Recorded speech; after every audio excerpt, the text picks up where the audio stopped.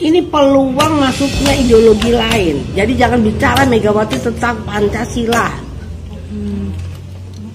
Ketidakadilan, kemiskinan, pengangguran, dan lagi sebagainya. Dan ini adalah demokrasi, buah daripada amandemen menjadi demokrasi kita liberal kapitalistik nih. Ini nggak sesuai dengan ajarannya Bung Karno. Bahwa dia sadar gitu, makanya saya bilang itu biang sesuatunya itu Mega. Kalau mau bicara secara objektif, yang disebut makar itu adalah Megawati Soekarno Putri. Kabar Harian mengabarkan.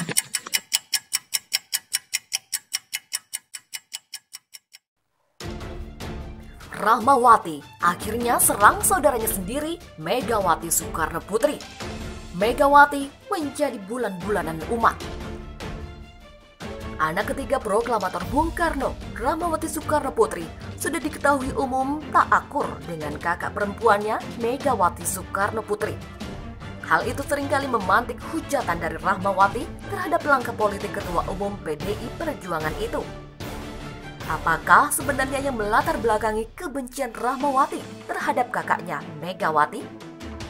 Berikut penyebab perseteruan dua anak Soekarno ini. Menteri Koordinator Bidang Politik Hukum dan Keamanan Menko Polhukam Mahfud MD dan DPR secara resmi mengubah pembahasan rancangan Undang-Undang Haluan Ideologi Pancasila atau RUU HIP menjadi RUU Badan Pembinaan Ideologi Pancasila atau BPIP. Hal itu disampaikan saat Mahfud menemui Ketua DPR RI Puan Maharani. Mahfud mewakili Presiden Joko Widodo mengirim surat ke DPR terkait sikap resmi pemerintah soal RUU HIP. Puan menerima surat yang dibawa oleh Mahfud. Dia mengatakan RUU HIP akan berubah nama menjadi RUU BPIP. Puan mengatakan substansi yang ada di Perpres mengatur BPIP kini diperkuat dengan RUU BPIP. Pertama, soal absennya TAP MPRS nomor 25/MPRS tahun 1966 tentang larangan ajaran komunisme, Marxisme sebagai konsiderans atau pertimbangan RUU. Kedua, ketentuan soal Trisila dan Ekasila. Menurutnya, penolakan dua poin itu merespon protes dari masyarakat. Selama ini, sejumlah ormas keagamaan meminta RUU HIP dicabut karena dianggap mendegradasi Pancasila dan tak mencantumkan pelarangan soal komunisme. Selain itu, berkembang opini di masyarakat bahwa prinsip Trisila dan Ekasila akan menghilangkan sila ketuhanan yang Maha Esa. Salah satu kelompok dari sejumlah ormas Islam menolak RUU HIP, sementara kelompok lainnya berasal dari kalangan buruh dan mahasiswa menolak RUU Omnibus Law Cipta Kerja. Wakil Ketua DPR RI Sufmi Dasko Ahmad memastikan pihaknya tak mengesahkan RUU HIP dalam rapat paripurna hari ini. Dasko meminta tidak ada pihak yang melempar isu provokatif dalam aksi tersebut. Pemerintah tidak menyetujui pembahasan RUU HIP yang membahas ideologi Pancasila. Sebagai gantinya, pemerintah mengusulkan RUU BPIP yang mengatur lembaga yang bertugas untuk mensosialisasikan Pancasila yang sudah final. Sementara itu, Sekretaris Jenderal PDIP Hasto Kristianto mengaku bahwa RUU HIP itu diusulkan oleh fraksinya di DPR. Hasto menilai selama ini ada pihak-pihak yang menunggangi isu RUU HIP dengan menjadikan PDIP sebagai partai yang ingin mengubah Pancasila menjadi Ekasila dan Trisila. Menurutnya, tidak etis untuk mengatakan bahwa Trisila atau Ekasila bukan usulan dari PDI Perjuangan.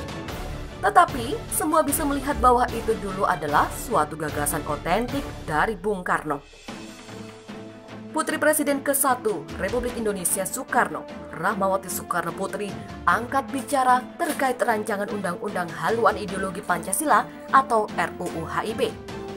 Menurutnya, RUU HIP akan mendowngrade Pancasila dan Undang-Undang Dasar 1945. Inilah yang menjadi masalah. Sebagai Putri Presiden Republik Indonesia ke-1, Rahmawati pun menolak RUU HIP.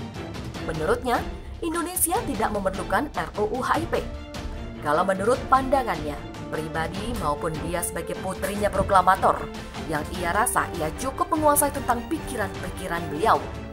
Ia balik, ia rasa tidak perlu adanya undang-undang HIP itu. Dia menjelaskan, Indonesia telah memiliki Pancasila sebagai filosofi dasar negara. Menurutnya, Pancasila sudah menjadi landasan tertinggi bangsa Indonesia. Lebih lanjut, Rahmawati mengatakan, Undang-Undang Dasar 1945 juga menjadi landasan operasional bangsa Indonesia dalam menjalankan nilai-nilai Pancasila. Menurutnya, Pancasila dan Undang-Undang Dasar 1945 tidak dapat dipisahkan. Kemudian, Bung Karno mengatakan bahwa landasan struktural Indonesia, landasan operasional dalam mengejawantahkan Pancasila itu adalah Undang-Undang Dasar 1945 dan disebutkan loro-loro deng atunggal, dua yang tidak dipisahkan. Menurutnya, Pancasila dan Undang-Undang Dasar 1945 tidak dapat dipisahkan. Nah, apa yang kemudian Bung Karno mengatakan bahwa landasan struktural Indonesia, landasan operasional Indonesia dalam mengejawantahkan Pancasila itu adalah Undang-Undang Dasar 1945 yang disebutkan loro-loro neng atunggal, artinya dua yang tidak dipisahkan. Demikian kata Rahmawati. Seperti diketahui, RUU HIP resmi ditetapkan menjadi RUU inisiatif DPR dalam rapat paripurna pada Selasa 12 Juni lalu. RUU HIP menjadi polemik karena terdapat muatan trisila, yaitu sosio-nasionalisme, sosio-demokrasi, serta ketuhanan yang berkebudayaan, serta ekasila, yaitu gotong royong. RUU HIP juga menyulut kontroversi karena tidak menyertakan TAP MPRS mengenai pembubaran PKI dalam konsideran mengingat di draft RUU tersebut. TAP MPRS mengenai pembubaran PKI itu bernama lengkap Ketetapan Majelis Permusyawaratan Rakyat, sementara Republik Indonesia nomor 25 MPRS tahun 1966 tentang pembubaran Partai Komunis Indonesia, pernyataan sebagai organisasi terlarang di seluruh wilayah negara dan larangan setiap kegiatan untuk menyebarkan atau mengembangkan paham atau ajaran komunis, marxisme, leninisme.